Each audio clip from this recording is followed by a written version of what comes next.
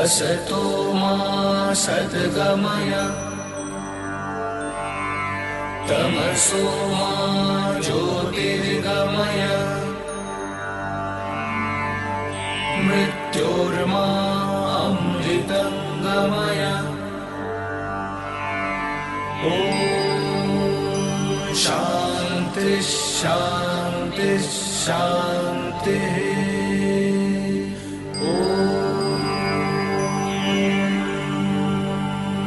1886, October. Calcutta, the then capital of India. A group of young men came to live together in a dilapidated house at Boranagar in North Calcutta. They were forsaken as some worthless, destitute boys. But they were molded by the ideas and ideals of their spiritual master, Sri Ramakrishna Paramahansa. Sri Ramakrishna had passed away a few months ago. But before that, he had instilled in them the love for God, the spirit of renunciation and brotherly love. One day, at the Kashipur garden house, Sri Ramakrishna distributed ochre robes to them and sent them out to beg food. In this way, he himself initiated them into a life of renunciation and laid the foundation of a new monastic order.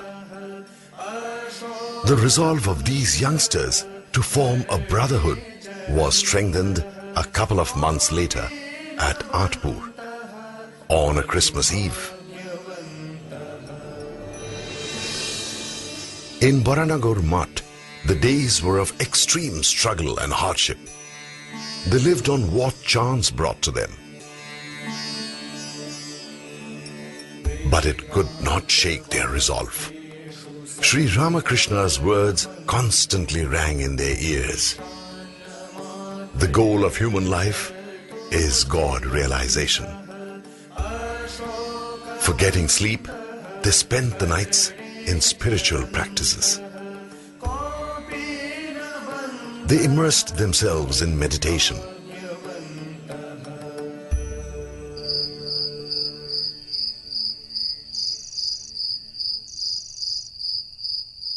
They studied various scriptures to quench their thirst for truth.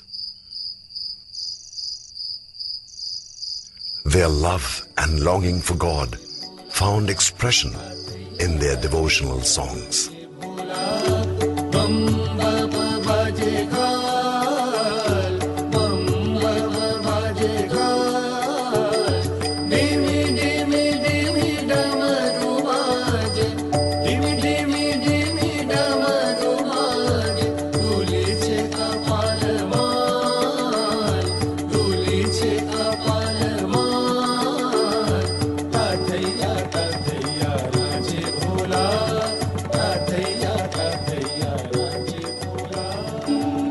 Under the able leadership of Swami Vivekananda, these young men took the vows of monasticism and started a monastic brotherhood in the name of Sri Ramakrishna.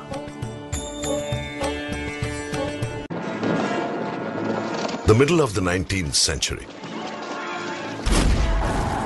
India had been occupied by foreign powers for a long time. Indian culture and its values had got concealed under layers of ignorance. The West, however, saw rapid progress in the fields of science and technology, spearheaded by the Industrial Revolution. Discord prevailed among the followers of different faiths.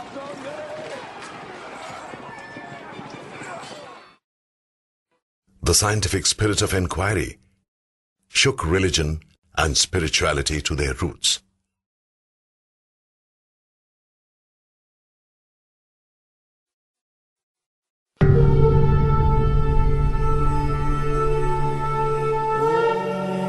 The time was right for somebody to experimentally verify the fundamentals of spirituality and establish the very essential harmony of all religions.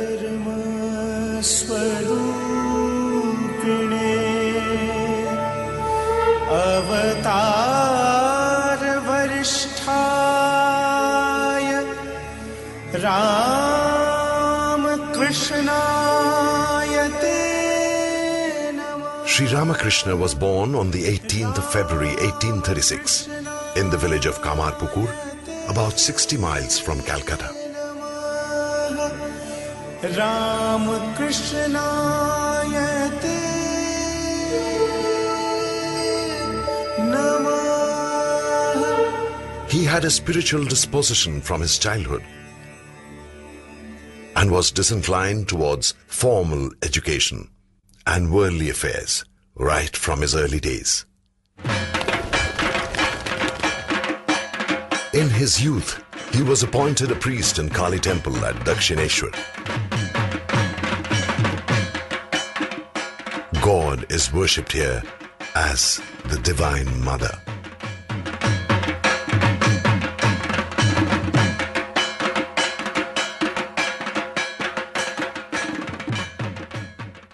Sri Ramakrishna developed a deep devotion towards her. His intense longing culminated in the vision of the Divine Mother. Sri Sarada Devi, popularly known as Holy Mother, was the spiritual consort of Sri Ramakrishna.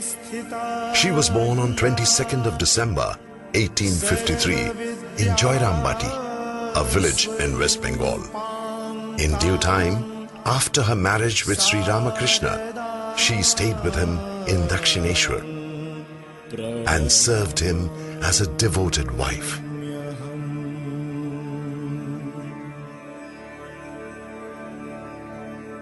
They lived immaculately pure lives, and their relationship was entirely spiritual. She is regarded as the first disciple of Sri Ramakrishna. Once, Sri Ramakrishna ritually worshipped Sarada Devi as the Divine Mother and thus awakened universal motherhood in her. Sri Ramakrishna's strong inner urge impelled him to follow various spiritual disciplines described in Hindu scriptures and realize God through them. His spiritual practices led him to realize oneness with God. He then habitually lived in an exalted state of consciousness, in which he saw God in all beings. As bees swarm around a fully blossomed flower, devotees now started coming to Sri Ramakrishna in Dakshineshwar.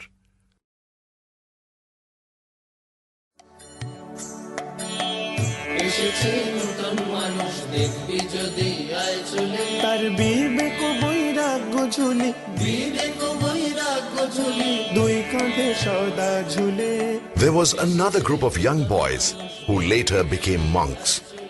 The foremost among these young disciples was Swami Vivekananda. Narendranath Datta, who was later on known as Swami Vivekananda, was born in Calcutta in 1863.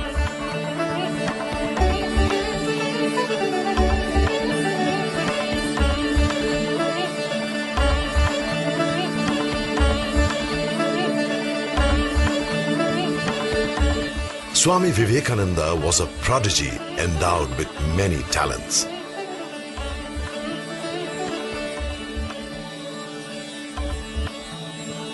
He had acquired a vast knowledge of different subjects, including Indian and Western philosophy and history. At the threshold of youth, Vivekananda passed through a period of spiritual crisis. He was assailed by doubts about the existence of God. It was then that he first heard about Sri Ramakrishna.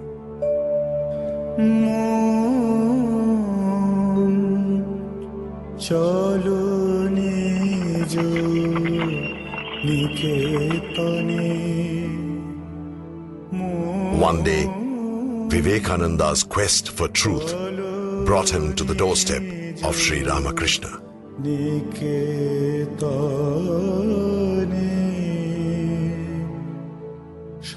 He asked Sri Ramakrishna straight away, "Sir, have you seen God?" The reply was, "Yes, just like I see you, only more intensely." কারণে মন চলো Under the loving guidance of his master, Vivekananda blossomed into a spiritual luminary. Thus began the pure, unselfish guru-disciple relationship between them.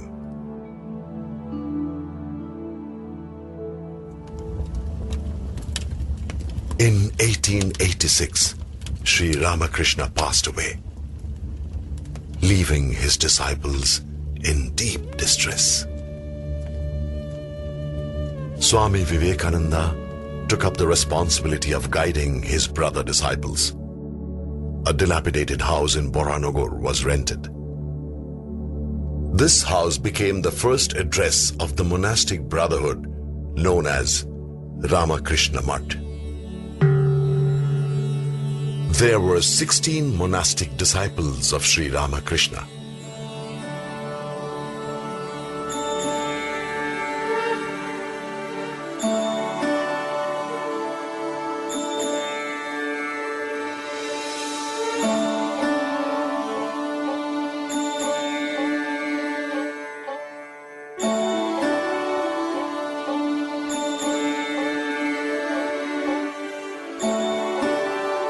The monastic tradition started by them combines some of the best elements of the Eastern and Western monasticism. Its emphasis on service, universal and modern outlook, synthesis of yogas, harmony of religions, and such other features make this tradition a distinctive one. The Ramakrishna Mutt was established, but Vivekananda's mission was not complete. He heard the inner call for a greater mission in his life. After staying in Boranagar monastery for about 2 years, he set out on a long journey as a mendicant monk for the exploration and discovery of real India. During his travels, he was deeply moved to see the appalling poverty and backwardness of the masses of India. It was clear to him that the real cause of India's downfall was the neglect of the masses. After traveling through the length and breadth of India, one day, Swami Vivekananda found himself on the southernmost tip of the country, at Kanyakumari. Here, he meditated for 3 days and nights, and the complete picture of his future mission unfolded before him. Vivekananda realized that cultural exchange between the East and the West was vitally necessary. India will gift her spiritual wealth to the West, and in exchange, the West will share the knowledge of science and technology with India.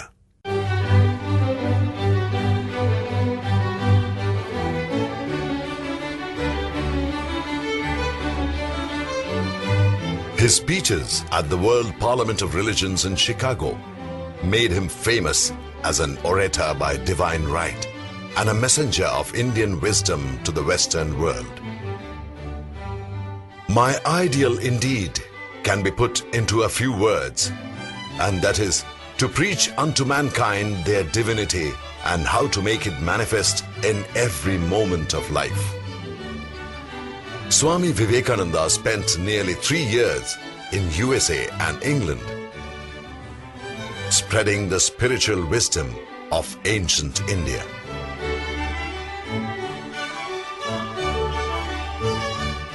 In 1897, Swami Vivekananda returned to India.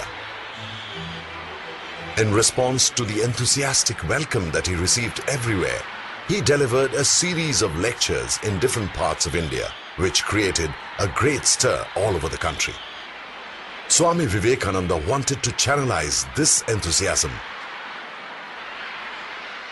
He expressed, "My whole ambition in life is to set in motion a machinery which will bring noble ideas to the door of everybody." On 1st May 1897, the Ramakrishna mission was founded by Swami Vivekananda. Once, after meditating in the shrine, Swami Vivekananda walked back and forth and whispered loud enough to be heard. If there were another Vivekananda, he would have understood what Vivekananda has done. And yet, how many Vivekanandas shall be born in time? Once, in a divine ecstasy, Ramakrishna uttered, "Service to man is service to God." Vivekananda expounded, "You may invent an image through which to worship God, but a better image already exists, the living man. You may build a temple in which to worship God, and that may be good, but a better one, a much higher one, already exists, the human body."